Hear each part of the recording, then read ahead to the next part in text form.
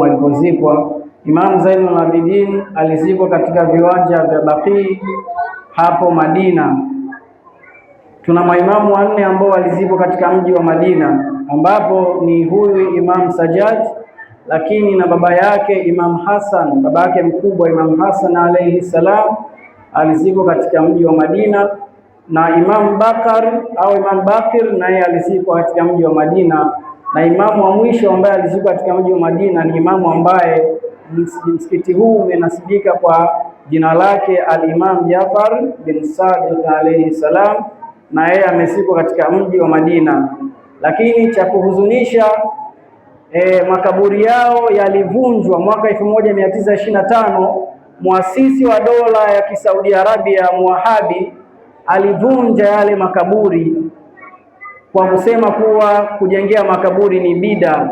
Kwa hiyo makaburi ya maimamu zetu watukufu yalibomolewa, kwa yakabakia, historia ikazidi kuondolewa, wakabakia za maeneo ya chini sana, lakini zile jengo ambazo zilikuwa zinazunguka yale makaburi zilibomolewa zote na jeshi la Emirate of Najib na majeshi ya Hassa ambao yalitumwa na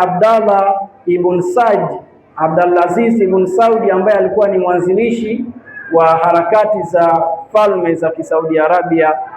Kwa hiyo ni msiba juu ya msiba kwa maimamu wetu watukufu, pamoja na kuuliwa, lakini hawakutosheka, walienda hadi kwenye makaburi yao wakayavunja.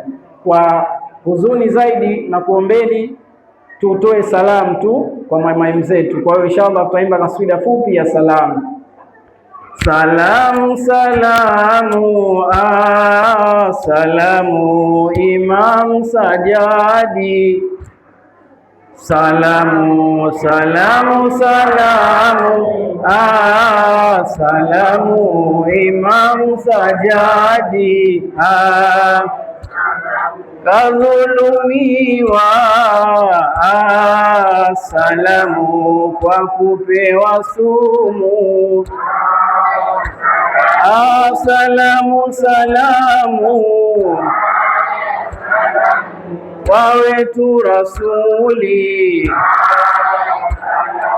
na wake dhuria walodhulumiwa, salamu salamu kwa wetu Sajjadi, huyo madhulumu alopewa sumu. Muhammad wa ali Muhammad sallallahu